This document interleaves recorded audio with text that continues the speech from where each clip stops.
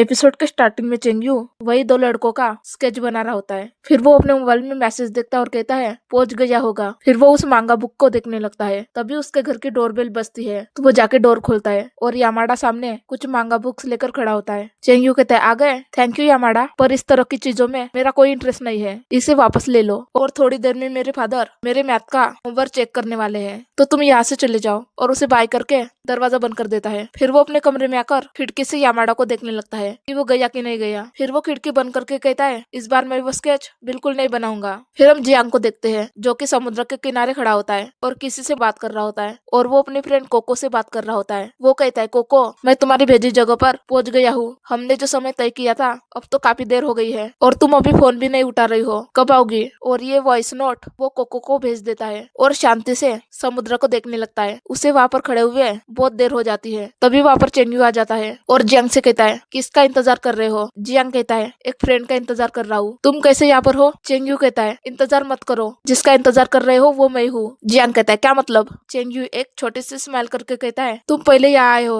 और हंसते हुए कहता है तुम तो कभी नहीं आए थे। जब मैं पहली बार जापान आया अक्सर लोग तंग करते थे, मैं अकेला या समुद्र देखने आता था। उस समय मैं सोचता था बचपन में जो मेरी रक्षा करता था वो कहाँ गया, वो कब आएगा? जियांग कहता है मुझे ये सब क्यों बता रहे हो? चेंगयू कहता है क्योंकि वो इंसान तुम हो। जियांग कहता है चेंगयू मैं अनलकी हूँ। चेंगयू उसकी बात करते हुए कहता है नहीं मैं अनलकी हूँ, चाहे तुम खुद को कितना भी अनलकी समझो मैं तुम्हें कभी नहीं छोड़ूंगा, हम हमेशा एक फैमिली रहेंगे। तो जियांग कुछ नहीं कह पाता और उसको ही देखता रहता है। फिर वो अपने पॉकेट से ताबीज निकाल कर उसे देखने लगता है तो चेंगयू भी हैरान होकर उस ताबीज को देखने लगता है और जियांग वो ताबीज लेकर प्रे करने लगता है और चेंगयू उसको देखने लगता है। फिर कहता है तुम्हारे पास ये कैसे है? जियांग कहता है किसी ने दिया था। फिर जियांग उसके पास आता है और वो ताबीज चेंगयू के पॉकेट में रख देता है। और गाइस ये सीन बिल्कुल अपोजिट होता है जो हमने पिछले एपिसोड में देखा था उससे। फिर जियांग वो ताबीज रख के कहता है सही कहा, हम फैमिली है, और वो दोनों एक दूसरे को प्यार से देखने लगते हैं। फिर अगले सीन में हम जियांग को सोना में देखते हैं, वो ड्रिंक कर रहा होता है तो चेंगयू भी वहां पर आ जाता है और अपना बाथरोब निकाल कर वहां पर बैठ जाता है और जियांग के एक ग्लास में से वही ड्रिंक पीने लगता है। जियांग कहता है प्यास लगी थी? चेंगयू कहता है ड्रिंक से प्यास नहीं बुझती। जियांग कहता है तो फिर पानी पी लो। चेंगयू कहता है नहीं जाना, बाहर ठंड है। जियांग कहता है हाँ, और कहता है तुम कब इतने बड़े हो गए? चेंगयू उसको छेड़ते हुए कहता है क्या बड़ा? तो जियांग स्माइल करने लगता है। फिर चेंगयू जियांग को ग्लास में ड्रिंक भर के देता है और कहता है आओ एक साथ पीते हैं। जियांग कहता है नहीं, अभी अभी बहुत पी ली है। तो चेंगयू वो ड्रिंक खुद पी लेता है और जियांग को अपने लिप्स की तरफ इशारा करता है। फिर वो अपनी ड्रिंक जियांग के बॉडी पर थूक देता है। जियांग कहता है बड़ों की बिल्कुल रिस्पेक्ट नहीं है ना? तो चेंगयू फिर से उस पर ड्रिंक फेंकने जाता है तो जियांग कहता है फिर कर रहे हो ऐसा, और स्माइल करने लगता है। फिर वो दोनों एक दूसरे को देखते ही खो जाते हैं और एक दूसरे को देखने लगते हैं। तो चेंगयू जियांग को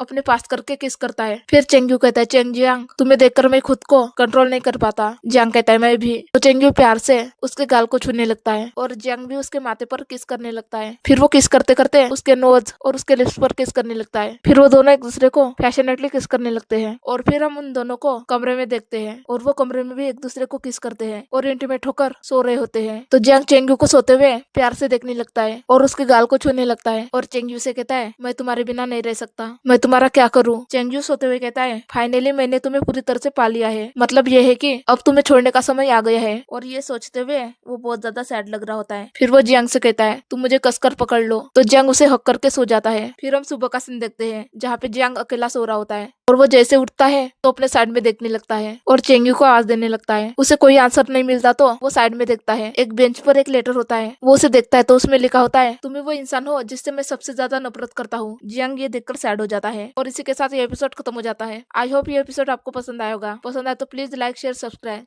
थैंक्स फॉर वॉचिंग।